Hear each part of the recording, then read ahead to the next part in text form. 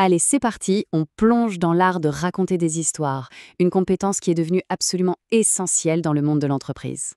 C'est la grande question. C'est même devenu le défi numéro 1 pour n'importe quelle marque aujourd'hui. C'est une véritable bataille de tous les instants pour simplement réussir à capter un peu d'attention. Pour commencer, il faut poser le diagnostic, et il est assez simple. On vit dans un monde qui est plein de bruit. Un monde où les arguments marketing classiques, ils ne fonctionnent plus aussi bien qu'avant. On est tous bombardés en permanence de pubs, de notifs, de messages.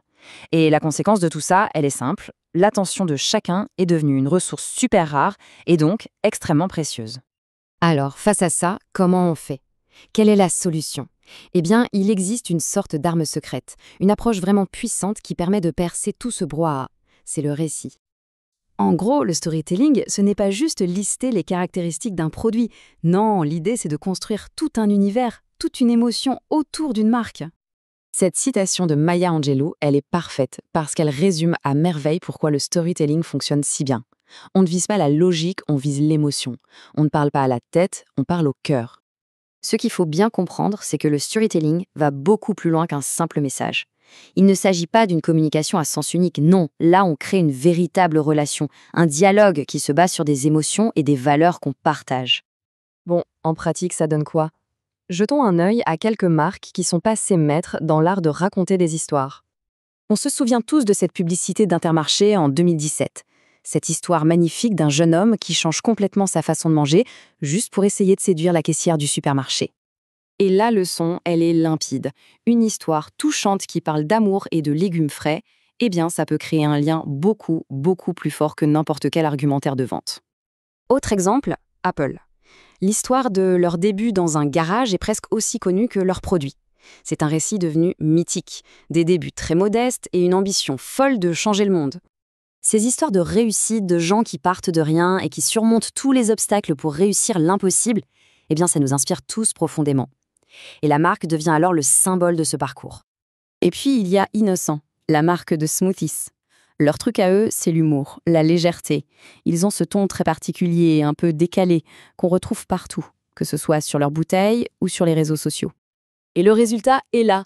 En se comportant moins comme une grosse entreprise un peu froide et plus comme un ami marrant, Innocent a réussi à construire une communauté incroyablement solide et fidèle. Ok, tous ces exemples sont super, mais concrètement, comment on fait? Comment on crée sa propre histoire? Une histoire qui a de l'impact. C'est justement ce qu'on va voir maintenant. Voici une sorte de guide en 7 étapes. D'abord, on définit l'objectif. Qu'est-ce que l'histoire doit accomplir au final? Ensuite, on imagine l'histoire, le scénario qui va vraiment parler au public. Troisième point, hyper important, trouver un héros. Quelqu'un à qui on peut s'identifier.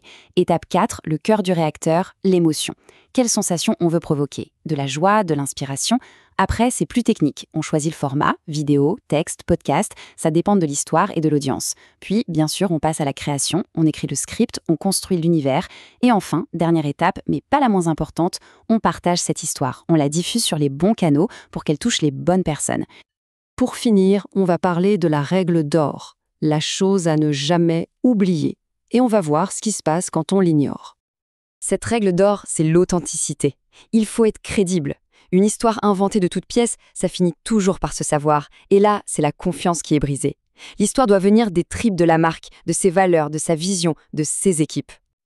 Regardez ce comparatif, c'est flagrant. D'un côté, on a Innocent. Sur sa page à propos, la marque raconte des anecdotes drôles sur ses fondateurs. C'est humain, c'est chaleureux. De l'autre côté, le groupe Fnac Darty. Là, on a du chiffre d'affaires, le nombre de magasins. C'est factuel, mais c'est froid, distant. On a une approche qui crée un lien et une autre qui prouve une réussite. L'impact n'est pas du tout le même. Voilà, tout se résume à cette question. Quelle est l'histoire qu'on raconte ? Parce qu'une bonne histoire, ça peut absolument tout changer. Ça peut transformer les gens qui écoutent passivement en de véritables fans, en ambassadeurs de la marque.